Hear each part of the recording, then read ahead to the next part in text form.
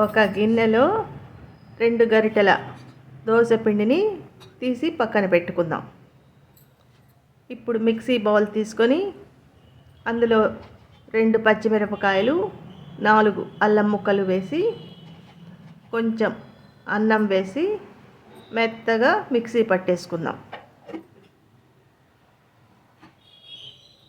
ఈ మెత్తటి మిశ్రమాన్ని మనం తీసి పెట్టుకున్న దోస పిండిలో వేసేద్దాం. ఇందులోనే ఒక 5 స్పూన్ల గోధుమ పిండి వేసి దీనికి తగినంత ఉప్పుని వేసేద్దాం.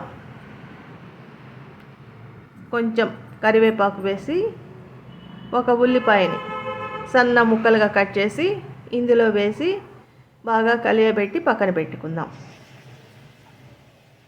బాణలిలో డీప్ ఫ్రైకి సరిపడినంత ఆయిల్ వేసి బాగా కాగిన తర్వాత అందులో ఈ పిండిని బోండాల్లాగా వేసేస్తాం.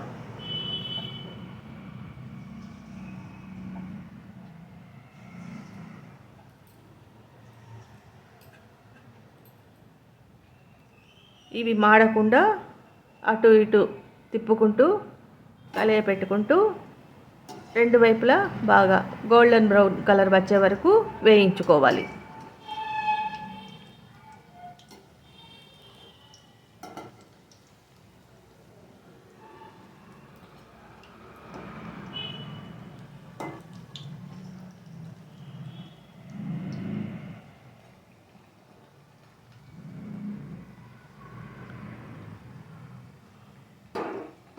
ఇవి 2 వైపులా బాగా వేగిన తర్వాత వీటిని ఒక ప్లేట్లో తీసి పెట్టేసుకుందాం.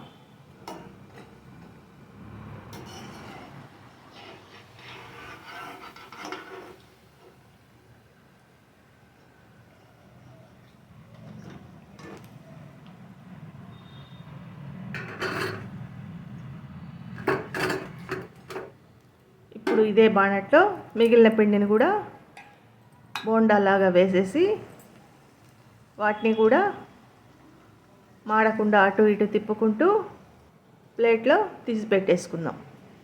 ఇవి చాలా టేస్టీగా ఉంటాయి ఈ బోండాలు.